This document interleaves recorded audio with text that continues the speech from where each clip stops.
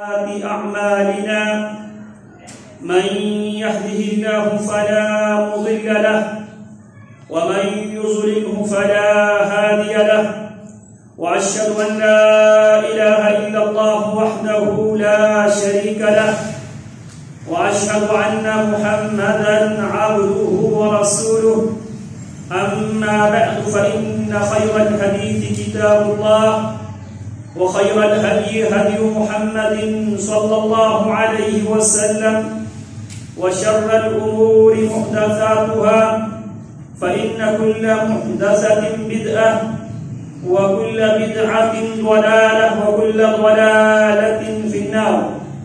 أما بعد فأعوذ بالله السميع العليم من الشيطان الرجيم من همزه ونفخه ونفسه اتخذوا أحبارهم ورهبانهم أربابا من دون الله والمسيح ابن مريم وما أمروا إلا ليعبدوا إلها واحدا لا إله إلا هو سبحانه عما يشركون.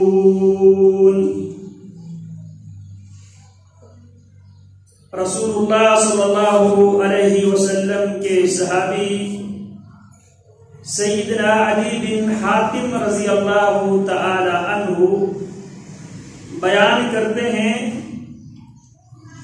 انہ سمع النبی صلی اللہ علیہ وسلم یقرأ هذه الآیہ. جناب علی بن حاتم فرماتے ہیں میں نے نبی اکرم صلی اللہ علیہ وسلم کو اس آیت کی تلاوت کرتے ہوئے میں نے سنا. وہ آیت یہ تھی اتخذوا احبارهم ورهبانهم اربابا من دون اللہ.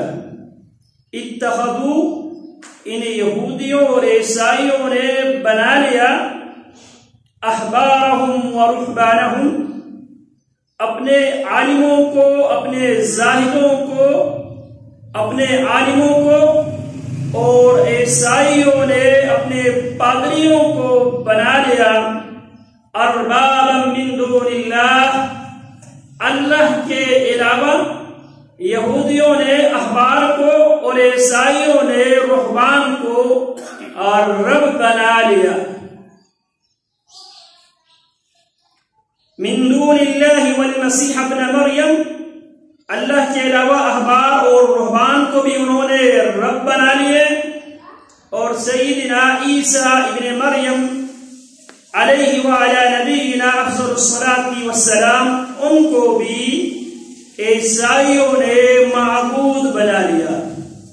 عالموں کو معبود بنا کر پادریوں اور زاہدوں اور عباد کو معبود بنا کر ان کی ربوبیت کی وہ قائل ہوئے.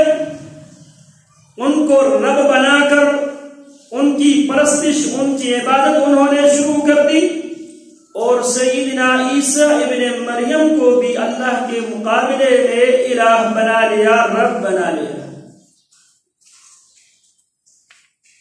سیدنا علی رضی اللہ تعالی عنہ نبی اکرم صلی اللہ علیہ وسلم سے یہ آیت پڑھتے ہوئے سن رہے ہیں.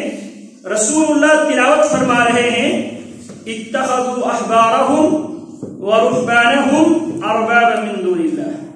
یہودیوں اور عیسائیوں نے احبار اور رہبان کو اللہ کے مقابلے میں الہ اور معبود بنا لیے. والمسیح ابن مریم مسیح ابن مریم کو بھی انہوں نے اپنا معبود بنا لیا.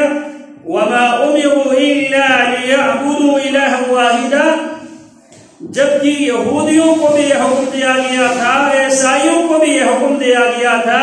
وما امروا اور ان کو یہ حکم دیا گیا تھا اس کے علاوہ ان کو کسی قسم کا کوئی حکم نہیں دیا گیا تھا الا ليعبدوا الها واحدا وہ صرف ایک اللہ ہی کی پرستش کرے ایک اللہ ہی کی عبادت کرے ایک اللہ ہی کو معبود مانے.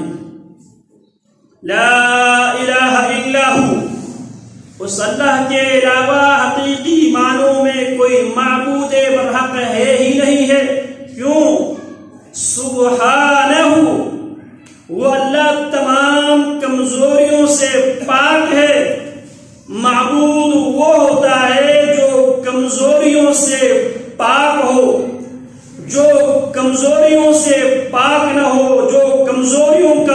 مرکب ہو وہ معبود نہیں، وہ مخلوق ہوتی ہے۔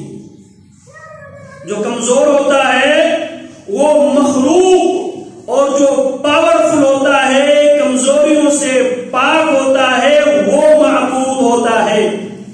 وما امروا الا ليعبدوا الها واحدا، یہودیوں سے بھی یہ تقاضا کیا گیا تھا، عیسائیوں سے بھی یہ تقاضا کیا گیا تھا، اور پوری انسانیت سے اسی بات کا تقاضا کیا گیا تھا، اور تقاضا کیا جاتا ہے، اور تقاضا کیا جائے گا۔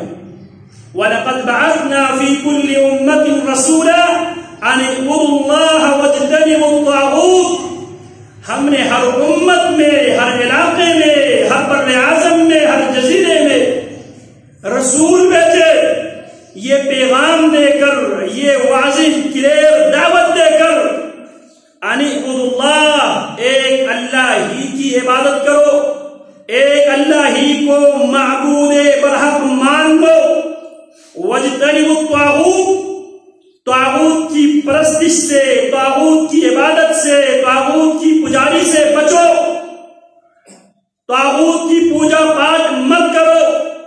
ہم نے ہر امت میں رسول کو یہی دعوت، یہی پیغام دے کر ہم نے بھیجا ہے۔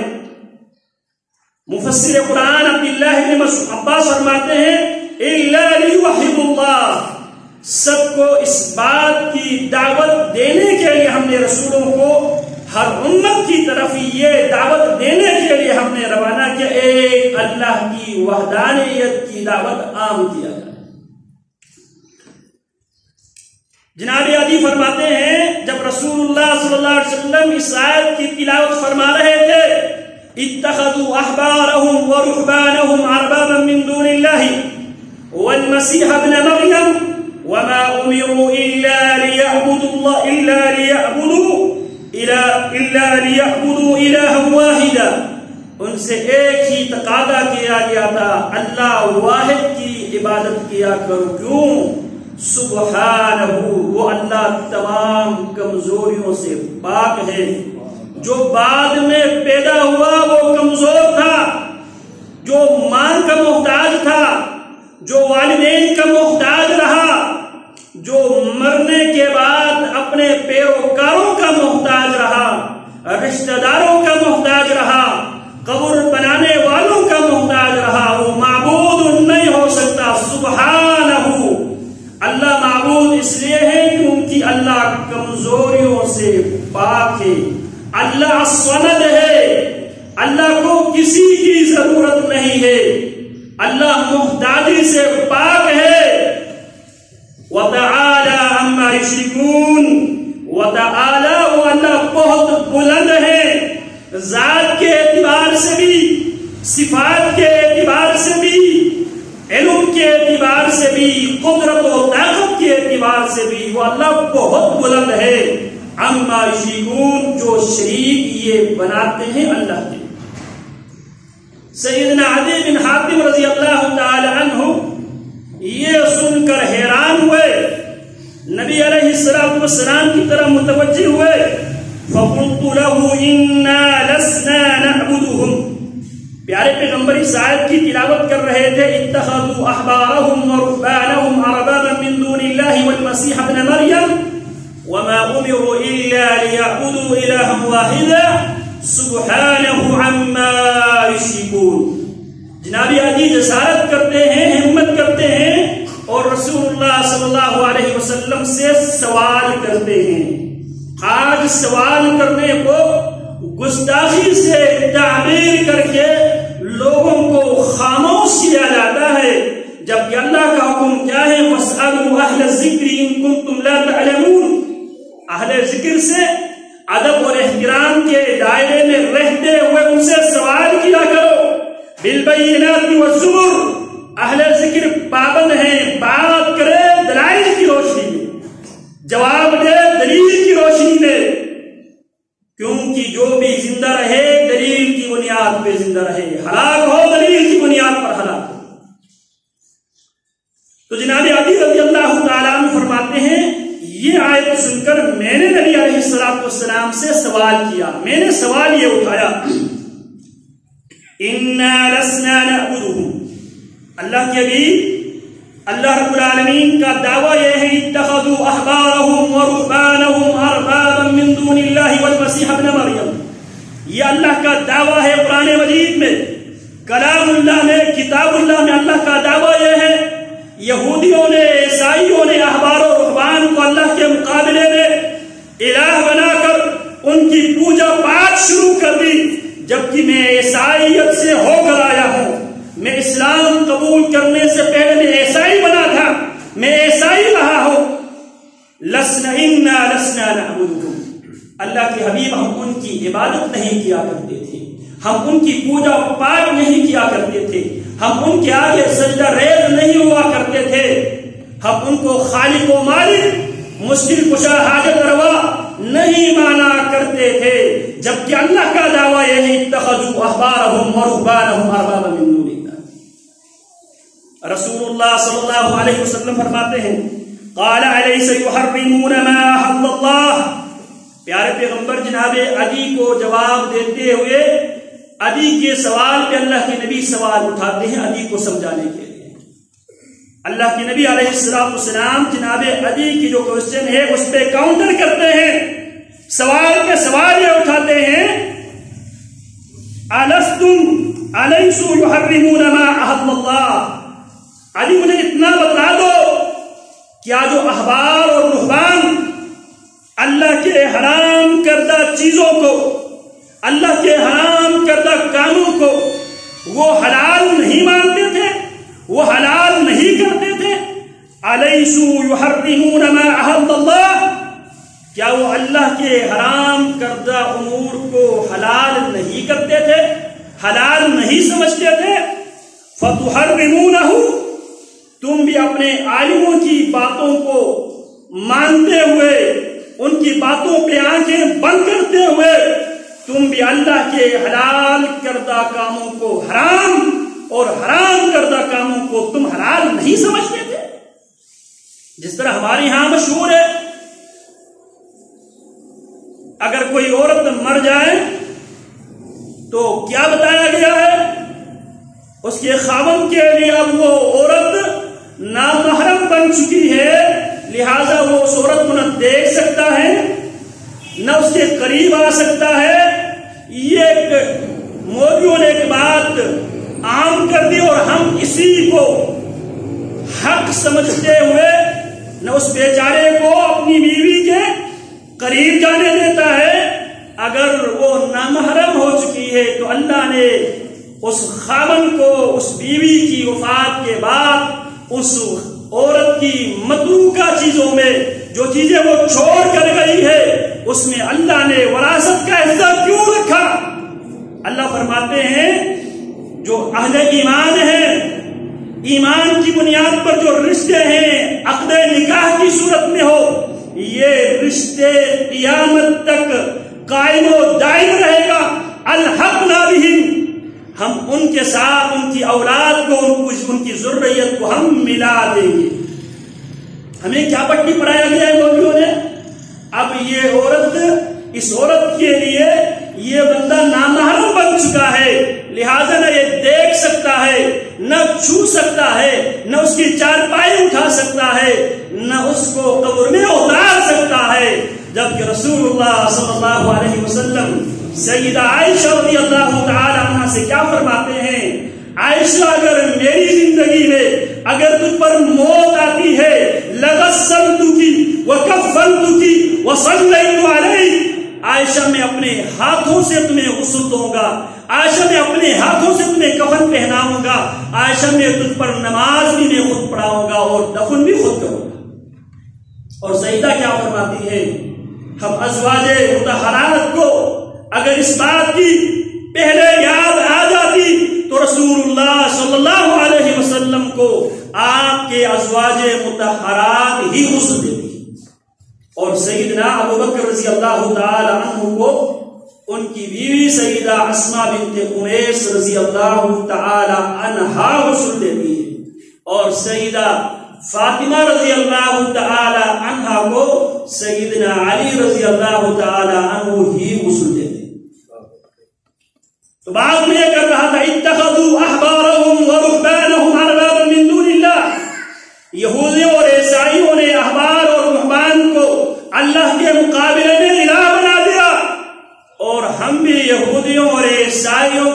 قدم پر چلتے ہوئے ہم بھی یہودیوں اور عیسائیوں سے پیچھے نہیں رہے. مسلمانوں نے بھی اپنے احبار اور رہبان کو الہ کا اسٹیٹس دے دیا, حیثیت دے دیا. حق بات قرآن سنت آ جانے کے باوجود حق بات کو کیوں قبول نہیں کرتے؟ ہمارے امام کا یہ قول ہے, ہم فلانے امام کے مقلد ہیں, ہم ان کے پیروکار ہیں, ہم نے اپنے آباء و اجداد کو اسی طرح کرتے ہوئے پایا ہے. وَإِنَّا عَلَىٰ آثَارِهِمْ مُقْتَدُونَ, ہم اپنے آباء و اجداد کے نقش قدم پہ قدم رکھتے چلے جائیں گے. قرآن مجید اس کو عبادت سے تعبیر کرتے ہیں, عبادت سے. ہم قرآن اور سنت کے مقابلے میں امام کی بات کو, خطیب کی بات کو, پیر و مرشد کی بات کو اس لیے ترجیح دیتے ہیں یہ میرے پیر و مرشد کی بات ہے. پیر و مرشد کی بات کو ہر حال میں فوقیت دی جائے گی کتاب اللہ پر اور سنت رسول اللہ. اور قرآن مجید نے اسے ان کی عبادت سے تعبیر کیا ہے. رسول اللہ صلی اللہ علیہ وسلم سے سیدنا عدی بن حاتم سوال کرتے ہیں اِنَّا لَسْنَا نَعْبُدُهُمْ, تو نبی علیہ السلام سوال میں سوال یہ اٹھاتے ہیں أَلَيْسَ يُحَرِّمُونَ مَا أَحَلَّ اللَّهُ وَتُحَرِّمُونَهُ, کیا وہ اللہ رب العالمین کے حرام کردہ کاموں کو, حرام کردہ امور کو, حرام کردہ چیزوں کو کیا وہ حلال نہیں قرار دیتے تھے؟ فَتُحَرِّمُونَهُ, تم اللہ کی بات چھوڑ کر, رسول کی بات چھوڑ کر, اپنے احبار اور رہبان کی بات کو ترجیح دیتے ہوئے, ان کی بات کو اپناتے ہوئے کیا تم اسے اللہ کے حلال کردہ کو حرام نہیں سمجھتے تھے؟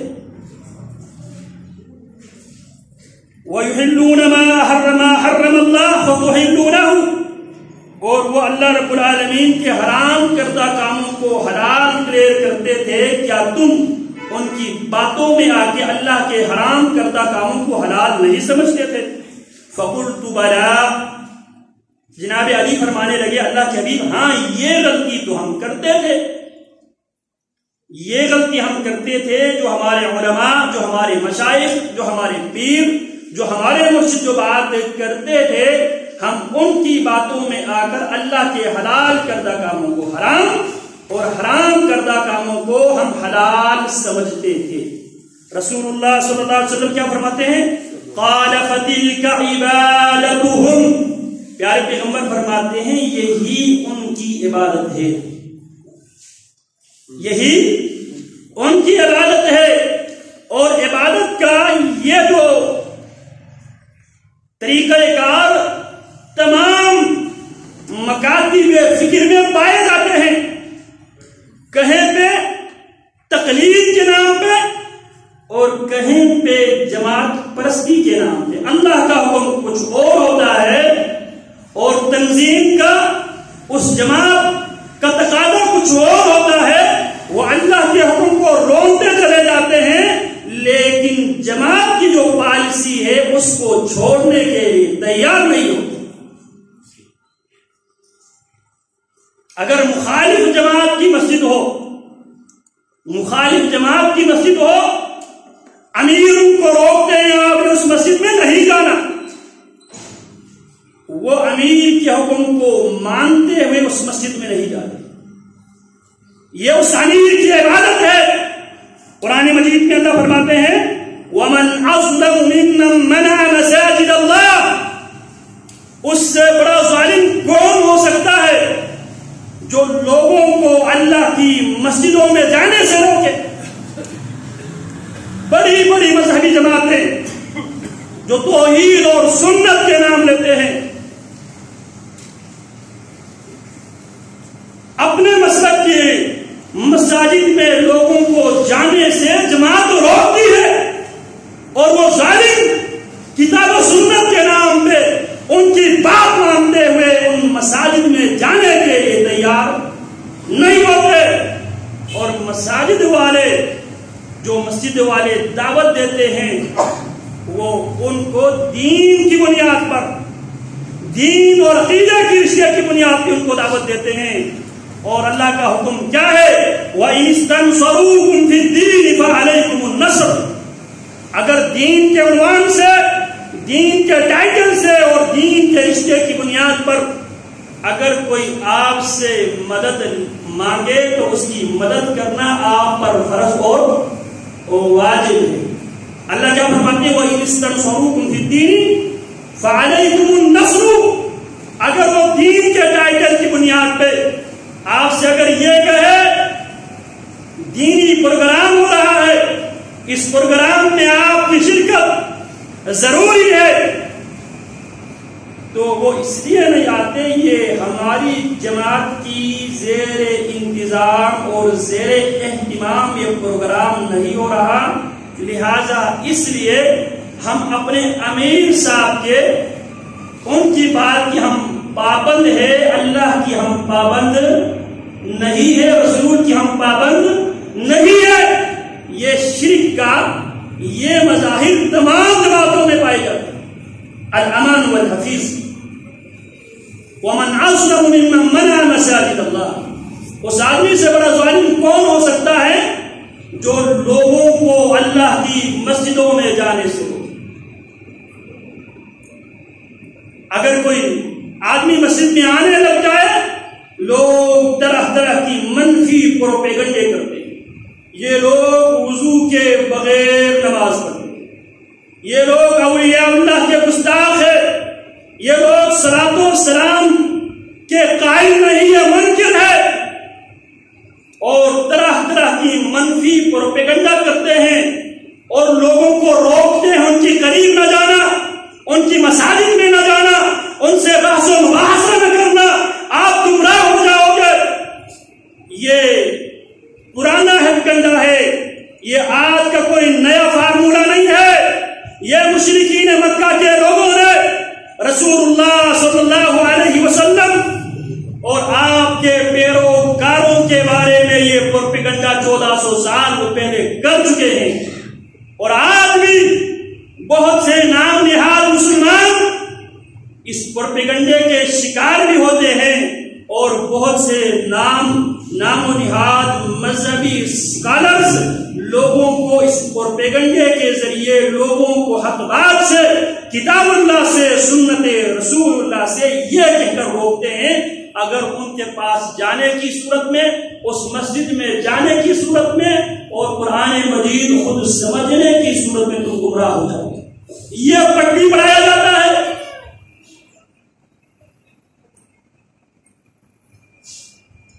مشرکین مکہ کے لوگوں نے اپنی اکثریت کو قائم رکھنے کے لیے، اپنی میجورٹی کو ریسٹور کرنے کے لیے انہوں نے یہ فارمولہ دیا تھا، جب قرآن مجید کی جہاں پر تلاوت ہو، قرآن مجید کی درس و تدریس ہو، جہاں پہ قرآن مجید کی دعوت و تبلیغ ہو رہی ہو، وہاں پر شور بچاؤ۔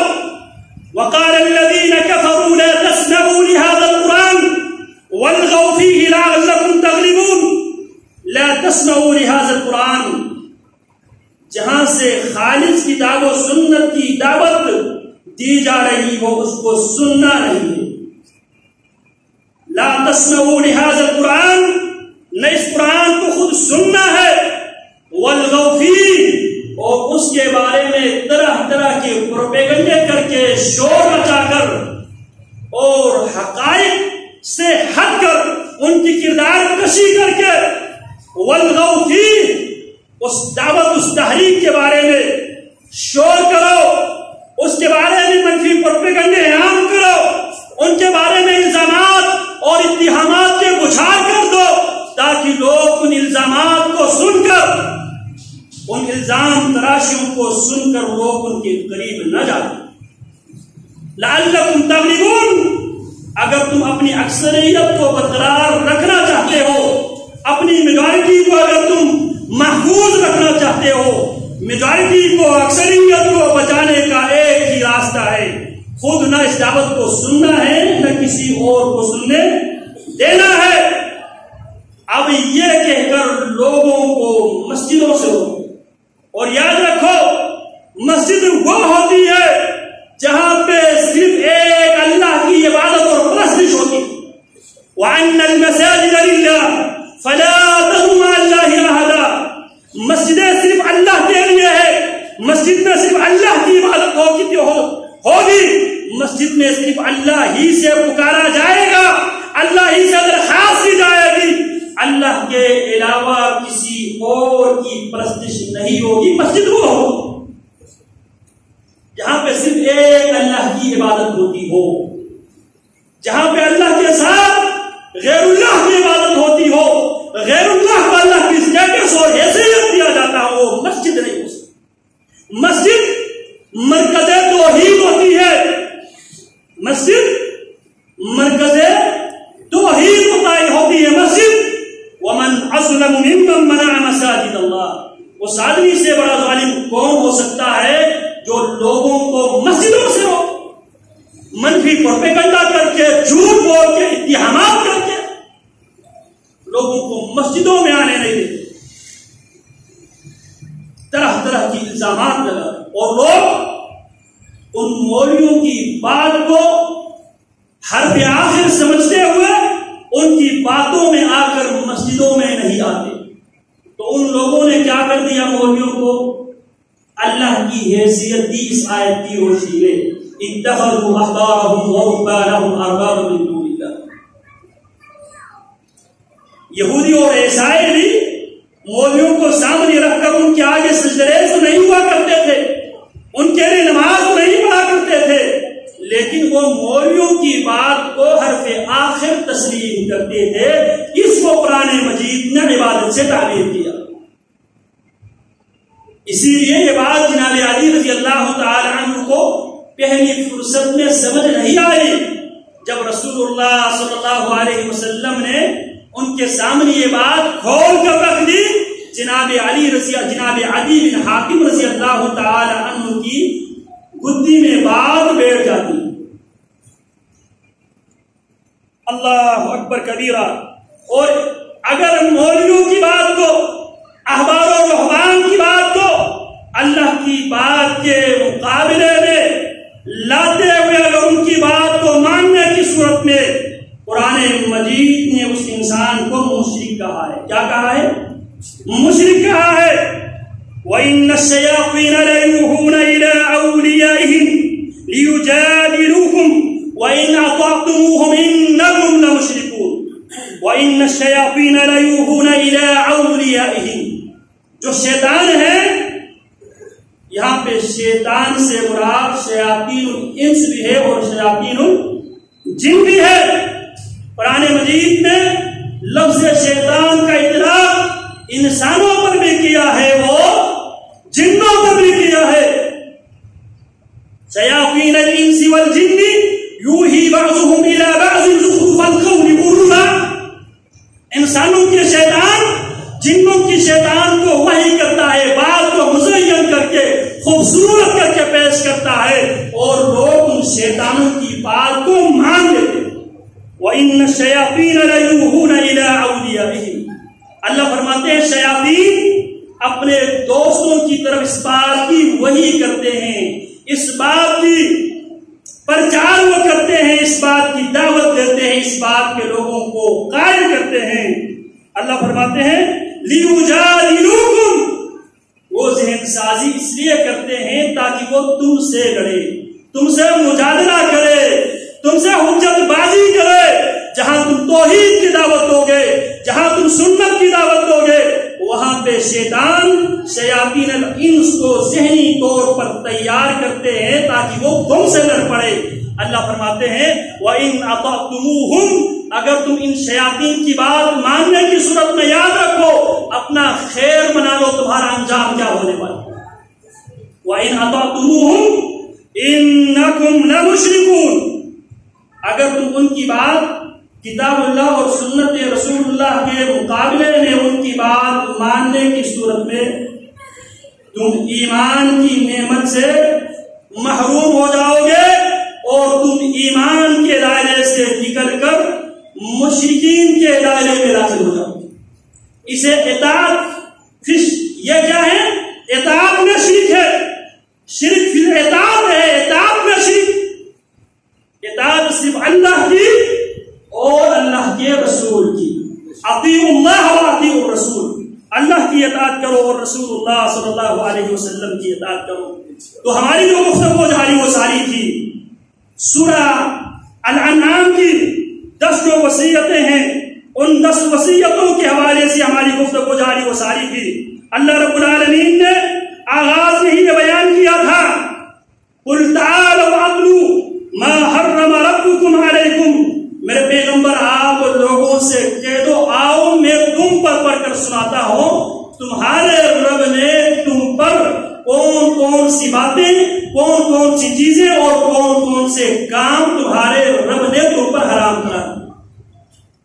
حلال و حرام قرار دینے کی اتھارٹی صرف اور صرف رب العالمین کو حاصل ہے۔ یاد رکھو، کسی چیز کو حلال ڈکلیئر کرنا، کسی چیز کو حرام قرار دینا، یہ صرف اور صرف رب العالمین کی اتھارٹی ہے، یہ رب العالمین کے اختیار میں ہے۔ کسی کو یہ اختیار حاصل نہیں ہے وہ دین میں کمی کرے یا دین میں اضافہ کرے، نہ دین میں تبدیل اور تغییر کرنے کی کسی کو اجازت ہے، نہ دین میں اضافہ اور کمی کرنے کی کسی کو اجازت حاصل ہے۔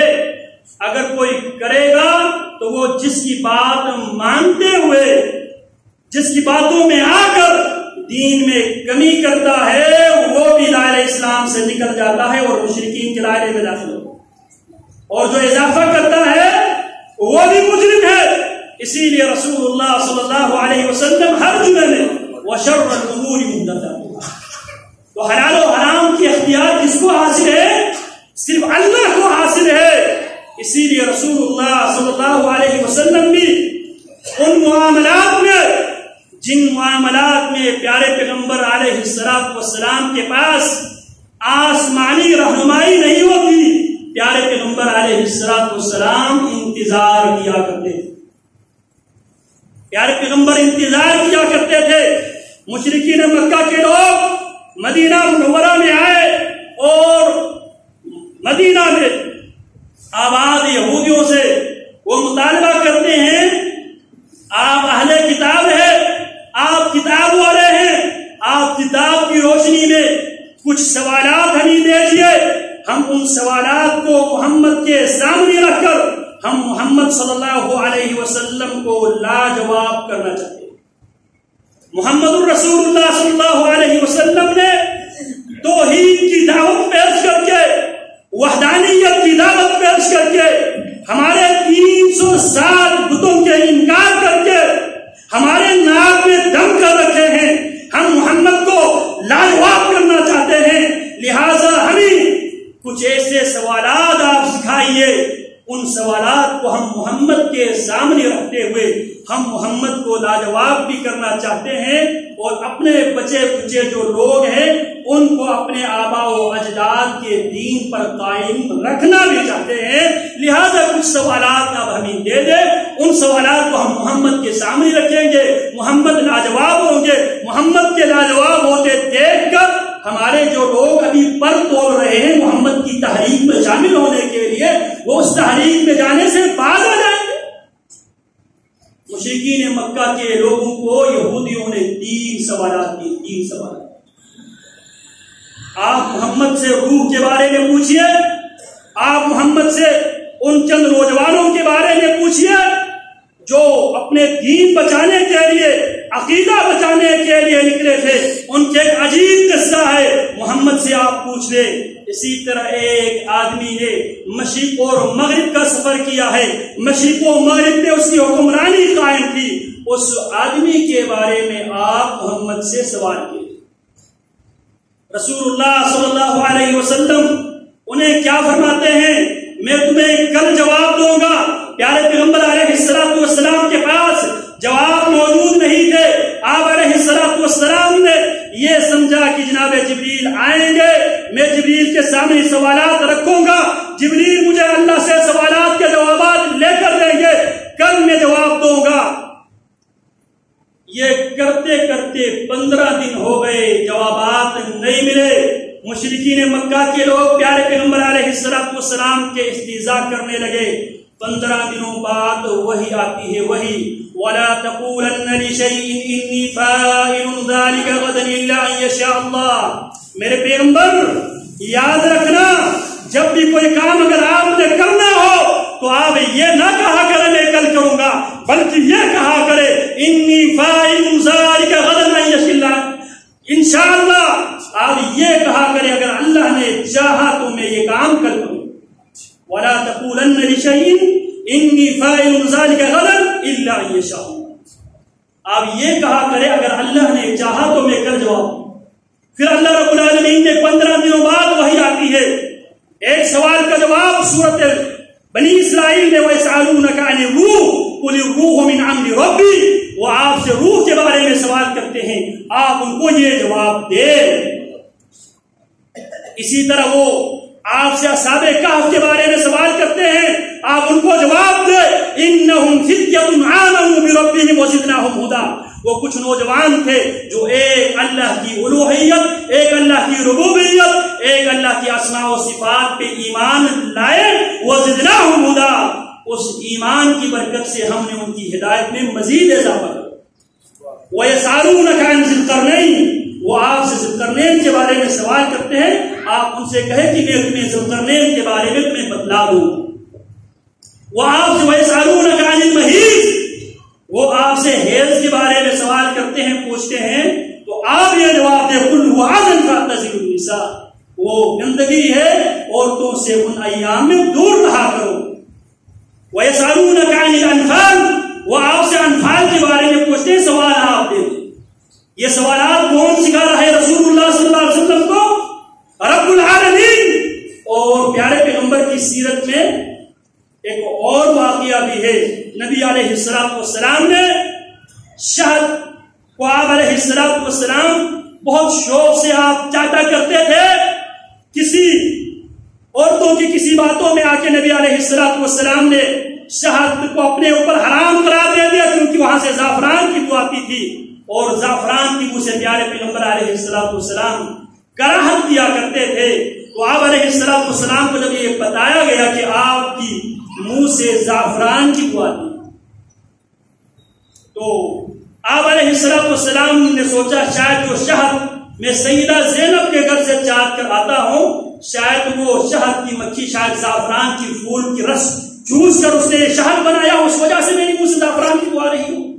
تو آپ علیہ السلام نے شہد اپنے اوپر حرام قرار دیا. قرآن میں سورۃ التحریم میں یہ آیت نازل ہوئی, یا ایھا النبی لما تحرم ما احل اللہ لک, اے میرے نبی آپ اس چیز کو اپنے اوپر حرام کیوں قرار دیتے ہو جسے آپ کے رب نے آپ کے لیے حرام کرا.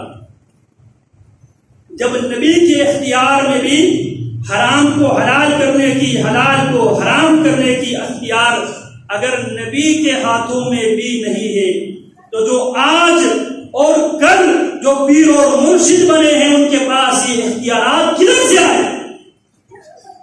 تو حلال و حرام کی اتھارٹی کس کے پاس ہے؟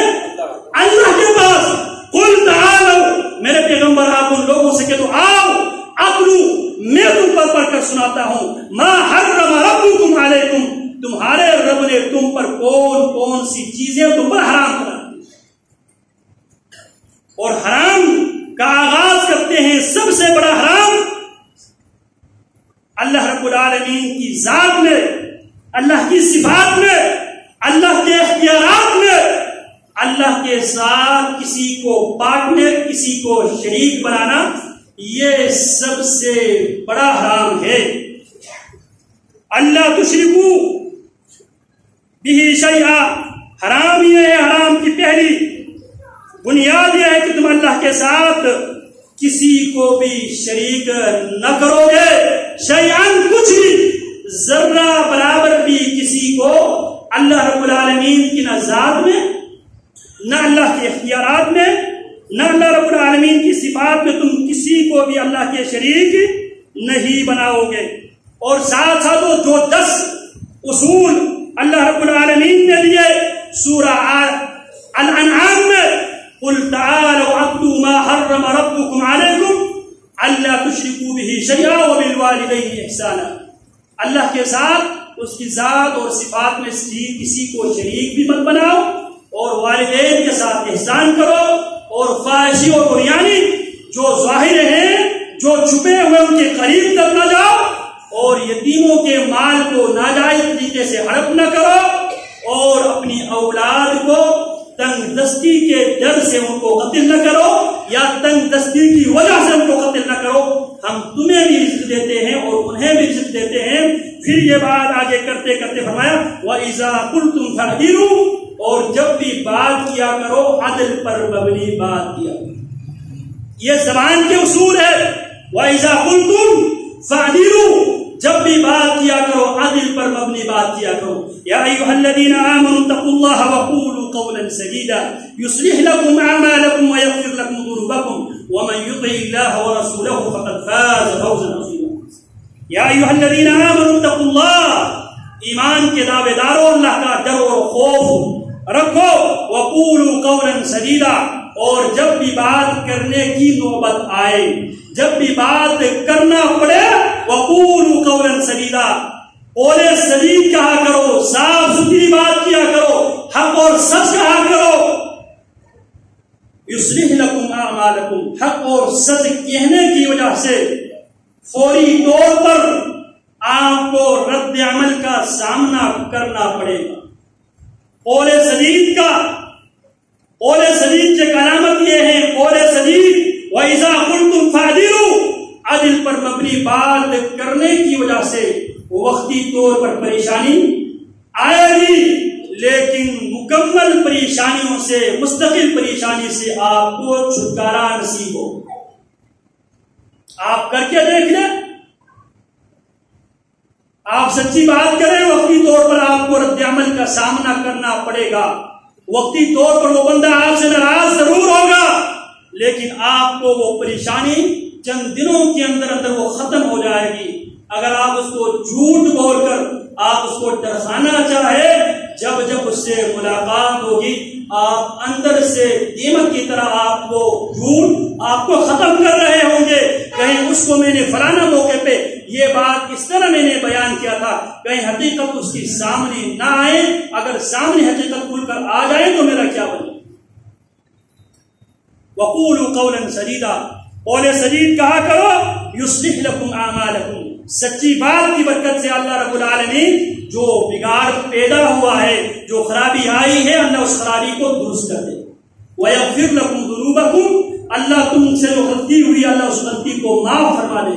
ومن یطع اللہ ورسولہ فقد فاز فوزا عظیما، جو اللہ کی اطاعت کرتے ہوئے، رسول کی اطاعت کرتے ہوئے سچ کہتا ہے، عدل پر مبنی گفتگو کرتا ہے، قول سدید کہتا ہے، تو اللہ رب العالمین اس کو دنیا میں بھی اللہ کامیابی سے ہمکنار فرمائے گا، اور آخرت میں بھی کامیابی سے ہمکنار فرمائے گا۔ وقولوا للناس حسنا، جب بھی لوگوں سے بات کیا کرو اچھی بات کیا کرو، شائستگی کے ساتھ بات کیا کرو، نرمی کے ساتھ بات کیا کرو، اپنی موقف کو واضح الفاظ میں پیش کیا کرو، لیکن شائستگی اخلاق کے دامن آپ کے ہاتھ سے نہ چھوٹنے پائے۔ اسی طرح اللہ فرماتے ہیں وَإِذَا قُلْتُمْ فَاعْدِلُوا وَلَوْ كَانَ ذَا قُرْبَىٰ، جب بات کرنے کی باری آئے تو عدل پر مبنی بات کیا کرو، اگرچہ آپ کے قریبی رشتہ دار کے خلاف ہی بولنا کیوں نہ پڑے۔ یا ایھا الذین آمنوا کونوا قوامین بالقسط شہداء للہ ولو علی انفسکم او الوالدین والاقربین، جب بھی گواہی دینے کی باری آئے تو سب کے ساتھ وکونوا مع الصادقین، سچا جو ہے سچے کے ساتھ دو، یہ آپ کی ذمہ داری ہے۔ بگاڑ اور خرابی اس لیے آتی ہے، ہم تعصب کی بنیاد پہ ہم جھوٹوں کے ساتھ ہم ان کے ساتھی بن کے ان کے جھوٹوں کی ہم کیس لڑ رہے ہوتے ہیں، جبکہ اللہ نے اپنے نبی کو بھی حکم دیا اور رہتی دنیا تک امتی کو بھی حکم دیا وَلَا تَكُنْ لِلْخَائِنِينَ خَصِيمًا، میرے پیغمبر